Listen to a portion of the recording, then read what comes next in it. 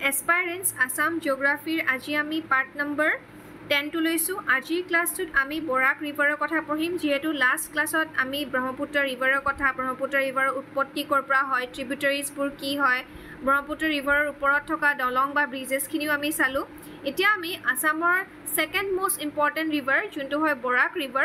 ৰিভাৰৰ কথা পঢ়িম আৰু আমি জানো যে আমি আগৰ ক্লাসত পঢ়িছো যে বৰাক ৰিভাৰ যোনকিখন ডিস্ট্ৰিক্ট ফ্লো হৈ আহে সেইকিখন ডিস্ট্ৰিক্টক আমি বৰাক ভ্যালি বুলিও কওঁ সেইকিখন হল কাছাৰ কৰিমগঞ্জ আৰু হাইলাকান্দি কিয় কয় কাৰণ বৰাক ৰিভাৰ সেইকিখন ডিস্ট্ৰিক্ট হৈ ফ্লো হৈ আহে সেই কাৰণে কয় এতিয়া আমি যদি বৰাক ৰিভাৰৰ উৎপত্তি বা অৰিজিনেশনটো চাওঁ তেতিয়া হলে আমি গম পাম যে বৰাক ৰিভাৰৰ আৰম্ভণি হয়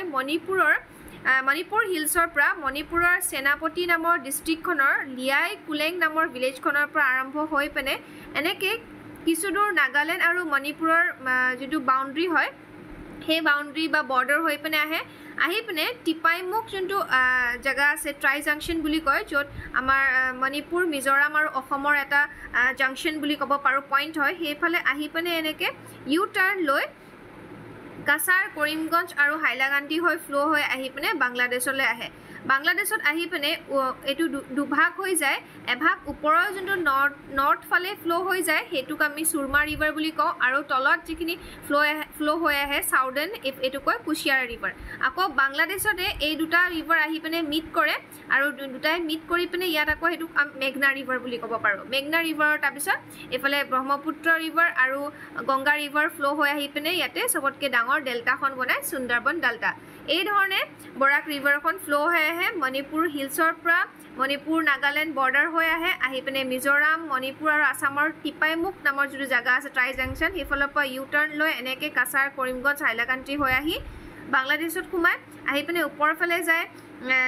নৰ্থৰ ফালে গৈ পেনে সুৰমা ৰিভাৰ হৈ যায় দুভাগ হয় আৰু সাউথৰ ফালে হয় কুশিয়াৰা ৰিভাৰ হয় কিন্তু দুইটা আকৌ মিট কৰি পেনে ইয়াতে এইখিনি আমি দুইটা মিলি পেনে মেঘনা ৰিভাৰ বুলি কোৱা হয় বাংলাদেশত আৰু এনেকেও কোৱেশ্চন আহিব পাৰে যে বৰাক ৰিভাৰত বাংলাদেশক কি বুলি কোৱা হয় তেতিয়া আমি কম মেঘনা ৰিভাৰ বুলি কোৱা হয় তাৰ পিছত ব্ৰহ্মপুত্ৰ আৰু গংগা আহি পেনে একেলগে মেঘনা ৰিভাৰৰ লগত লগ লাগি সবতকে ডাঙৰ ডেল্টা সুন্দৰবন ডেল্টাটো ফৰ্ম কৰে এই ধৰণে বৰাক ৰিভাৰ ফ্লো হয় ইয়াতে মই গুটেখিনি ইনফৰমেশন দি দিছো বৰাক ৰিভাৰ কেনেকৈ ফ্লো হয় ইয়াতে নোটস খিনি ভালকে লিখি ললেই হল তাৰ পিছত যেতিয়া বৰাক ৰিভাৰ ফ্লো হৈ আহি পেনে মেঘনা হয় মেঘনা হোৱাৰ পিছত গংগা আৰু ব্ৰহ্মপুত্ৰৰ লগত লগ লাগি পেনে ইয়াতে সবতকে ডাঙৰ ডেল্টাটো ফৰ্ম কৰে এতিয়া এনেকেও কোৱেশ্চন আহিব পাৰে যে অসমৰ কোন কেইখন ডিস্ট্ৰিক্ট হৈ পেনে বৰাক ৰিভাৰখন ফ্লো হৈ আহে তেতিয়া আমি কম যে কাছাৰ কৰিমগঞ্জ আৰু হাইলাকান্দি হৈ পেনে ফ্লো হৈ আহে তাৰ পিছত বাংলাদেশত সোমায় এতিয়া আমি আৰু এটা বস্তু চাই লওঁ বৰাক ৰিভাৰখন যেতিয়া এনেকে মণিপুৰ হৈ এনেকে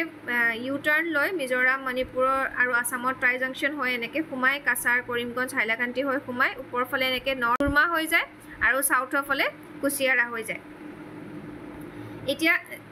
বৰাক ৰিভাৰখন যেতিয়া ফ্লো হয় কাষে কিছুমান উপনৈ বা ট্ৰিবিউটাৰিজও ফ্লো হৈ থাকে নৰ্দাৰ্ণ ট্ৰিবিউটাৰিজ আমি যদি চাওঁ জিৰি চিৰি মধুৰা জটিংগা আৰু মৰাং এইকেইটা হয় নৰ্দাৰ্ণ ট্ৰিবিউটাৰিজ হয় নৰ্থৰ ট্ৰিবিউটাৰিজ হয় বৰাক ৰিভাৰৰ আৰু তলৰ ফালে সাউদাৰ্ণ ট্ৰিবিউটাৰিজ হয় সোনাই ৰুকনি ঘাগৰা কথকল ধলেশ্বৰী সিংলা আৰু লঙাই এইকেইটা বহুত ইম্পৰ্টেন্ট হয় ট্ৰিবিউটাৰিজৰ কথা কোৱেশ্চনত আমি বহুবাৰ দেখা পাই থাকো নেক্সট ক্লাছত আমি ভালকৈ ট্ৰিবিউটাৰিজ খিনি কথা আৰু কিমান খিনি এৰিয়া ফ্লো হয় ড্ৰেনেজ সিস্টেম কিমান হয় গুটেখিনি কথা আমি ভালকে বৰাক ৰিভাৰৰ পাৰ্ট 2 টোত পঢ়িম